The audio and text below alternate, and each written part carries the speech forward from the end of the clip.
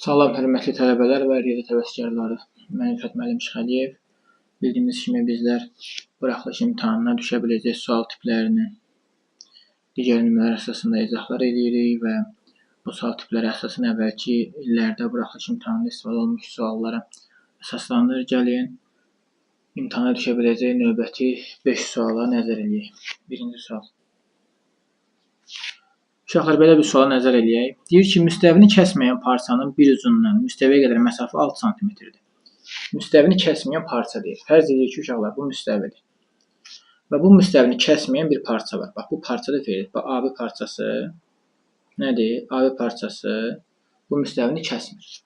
Deyir, bu parçanın bir ucundan müstəviyə qədər məsafə 6. Bax, buradan bura məsafə deyək ki, 6. Deyir ki, orta nöqtəsindən müstəviyə qədər məsafə 10 sm-dir.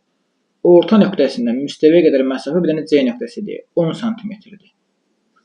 Bizə deyir ki, bu parçanın digər ucundan müstəviyə qədər olan məsafəni tap. Bu X-ə qədər olan məsafəni tap.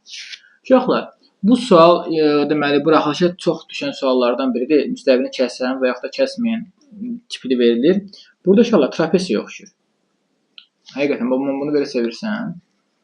Trapesiya oxşadığın fərqinə vararsınız. Trapesiya oxşada neyinəcək? Oturacaqlar cəmini yarıya bölündə orta xəttə olacaq da. Yəni biz neyinəcəyik burada? Biz burada yazacağıq ki, 6 üstə gəl x bölü 2 bərabərdir 10. 6 üstə gəl x bərabərdir 20. X bərabərdir 14. Deməli, cavab nə olacaq? Cavab olacaq elə 14 uşaqlar. Yadımızdan çıxmasın. Növbəti bir suala baxaq. Deməli, uşaqlar deyir ki, ölçüləri 5, 6 və 7 olan düzbucaqlı paralelepipedin həcmini tapın. Uşaqlar, paralelepipedin həcm düsturu biz bilirik ki, V bərabərdir nəyə? A vur, B vur C-yə. Yəni, nə alacaq? 5 vurulsun, 6 vurulsun 7-yə. Yəni, V bərabər olar 5 vur 42. Bu da verəcək nə qədər bizə? 210. Yəni, buraxılışa düşəcək sual üçün bu çox rahat sualdır. Yəni, yazmaq olar bunu imtahanda. Ondan sonra baxırıq nəyə? Baxırıq növbəti bir sual tipinə. Bu buraxılışda belə bir sual deyir ki, qeyd oluna bilər. Deməli, deyir ki, y bərabərdir x kvadrat üstə gəl 5x çıx 13. Deyir, bu funksiyanın törəməsini tapın. Şöyle funksiyanın törəməsini tapmaq üçün nə edirdi? Yazırıq, y üstə bərabərdir x kvadrat üstə gəl 5x çıx 13-ün törəməsini yazırdıq. Burada nə alırdıq? Nə? Alırdıq ki, x kvadratın törəməsi nə verir? X kvadratın törəməsi bizə verir. Nə uşaqlar?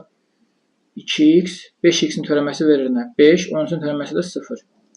O da bizə nə verəcək yekunda? 2x plus 5 olacaq. Deməli, cavabımız olacaq nə? 2x plus 5.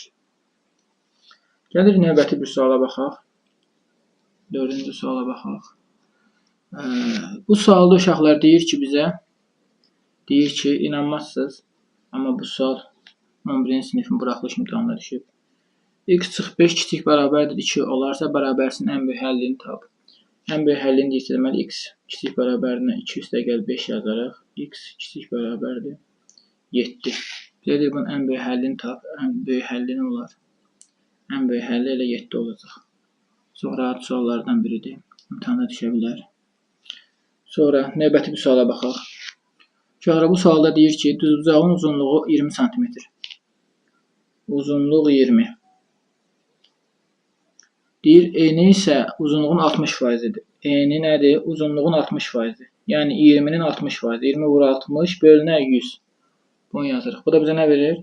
Bu da bizə verir 12-dir. Bunun sahəsini tap. Sahəsini deyir tap. Uşaqlar, bunu tapmaq üçün nə edir? S bərabərdir A vur B. Yəni n vur uzunluq. Yəni 20-ni vuraram 12-yə. Buradan nə alarım? 20 vur 12 nə verir mənə? 240. Vəssalam. Deməli, bunun cavab edəcək nə? Cavab edəcək 240. Uşaqlar, video xoşunuza gəldirsə videonu bəyənməyi və kanala abunə olmağı unutmayın. İşiniz avan olsun. Hələlik.